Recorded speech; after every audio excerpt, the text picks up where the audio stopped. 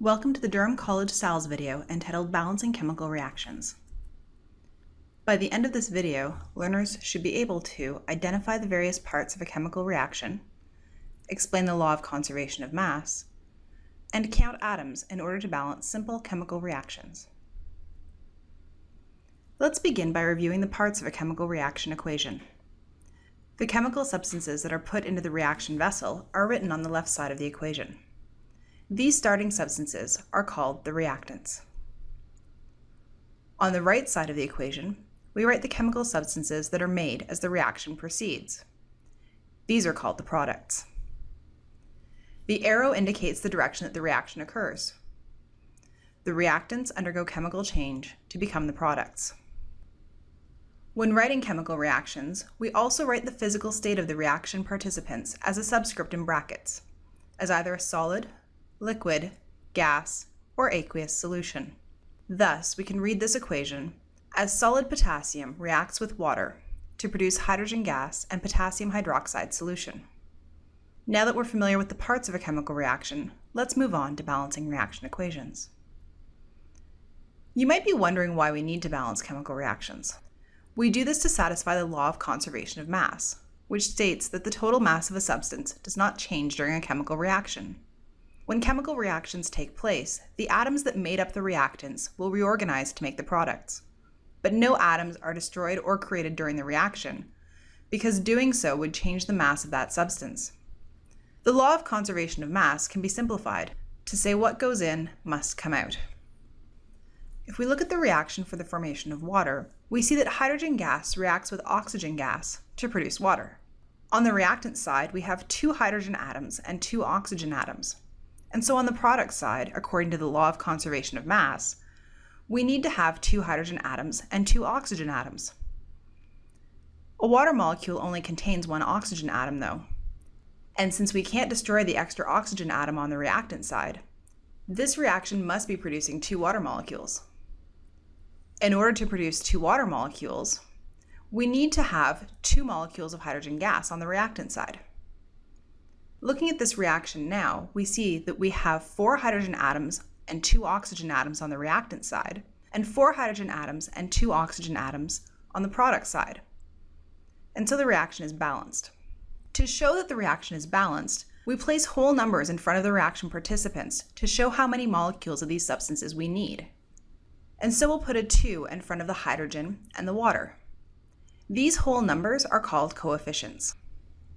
Let's take a look at the steps involved in balancing a chemical reaction. To begin, count all the atoms on the reactant and product sides. For each element that is unbalanced, find a common product that will give you equal numbers of atoms for that element on both sides of the equation. The multipliers used must be whole numbers, as these will become your coefficients once you write the balanced equation. Continue to balance each element until all elements are balanced. Before writing the final coefficients, check to see that those coefficients are in lowest terms. If you can reduce all of the coefficients in the balanced reaction, do so. We'll walk through each of these steps again while we balance the reaction between chlorine gas and fluorine gas to produce chlorine trifluoride. To begin, let's count the number of atoms for all elements. There are different ways of doing this, but I like to record the number of atoms immediately below the element in the reaction. Looking at this reaction, we see that on the reactant side, we have 2 chlorine atoms and 2 fluorine atoms. And on the product side, we have 1 chlorine atom and 3 fluorine atoms. Now that we've counted our atoms, we're going to look for any elements that are unbalanced and begin to balance them. You might be tempted to start with the simplest compound in your reaction, but the key to balancing chemical reactions is to choose the most complex molecule and start there. Looking at this reaction, we're going to start with the chlorine trifluoride. And to balance, we'll start with the first element in that compound, the chlorine. Within this molecule, we have 1 chlorine atom, and on the reactant side, we had 2 chlorine atoms. To make these numbers equal, we can multiply our product side by 2, obtaining 2 chlorine atoms.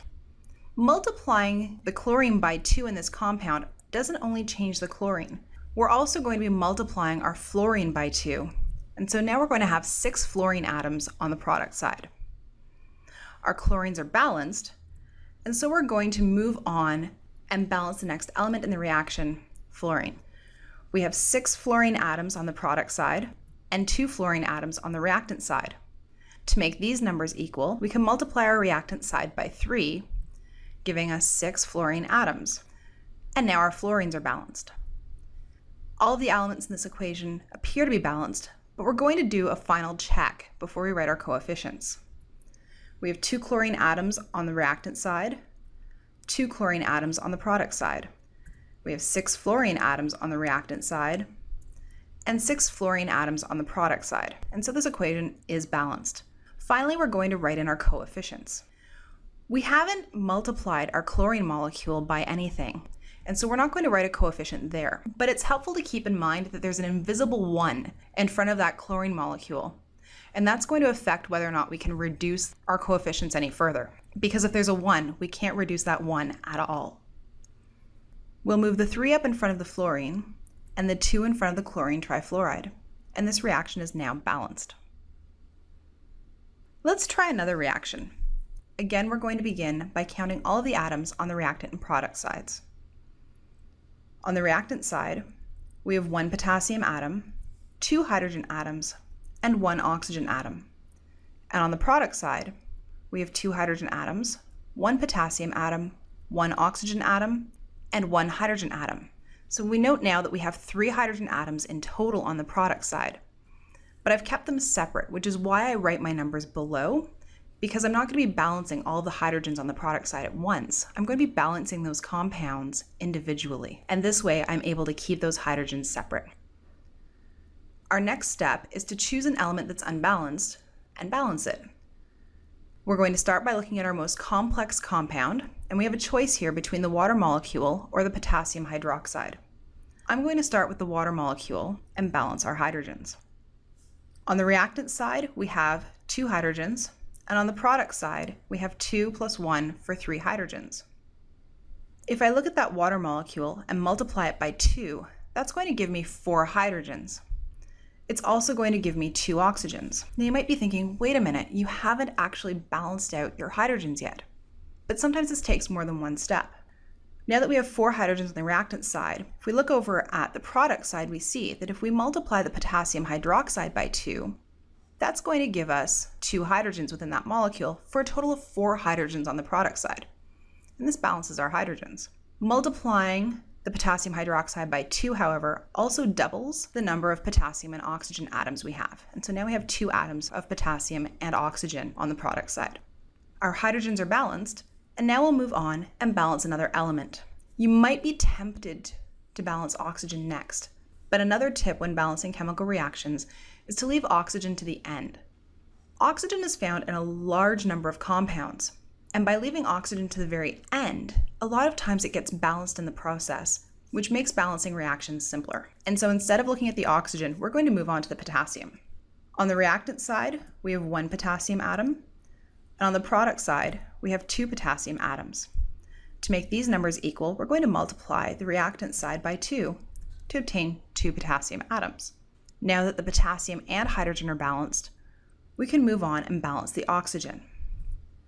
We have 2 oxygen atoms on the reactant side and 2 oxygen atoms on the product side. And our oxygens are already balanced. Let's do our check. We have 2 potassium atoms on the reactant side, 2 potassium atoms on the product side. We have 4 hydrogen atoms on the reactant side, and 2 plus 2 for 4 hydrogen atoms on the product side. We have 2 oxygen atoms on the reactant side, and 2 oxygen atoms on the product side. And our reaction is balanced. Our final step is to reduce any coefficients to lowest terms and move those coefficients up into the reaction. Because our hydrogen gas molecule wasn't multiplied, it already has that invisible coefficient of 1, and we can't reduce these coefficients any further. And so we're going to move the coefficients into the reaction. We'll place a 2 in front of the potassium, water, and potassium hydroxide, and our equation is balanced. Learners should now be able to identify the parts of a chemical reaction, explain the law of conservation of mass, and balance simple chemical reaction equations. Take some time to practice balancing chemical reactions using problems from your textbook or a SALS worksheet.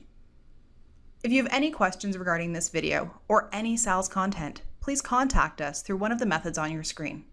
Thanks for watching.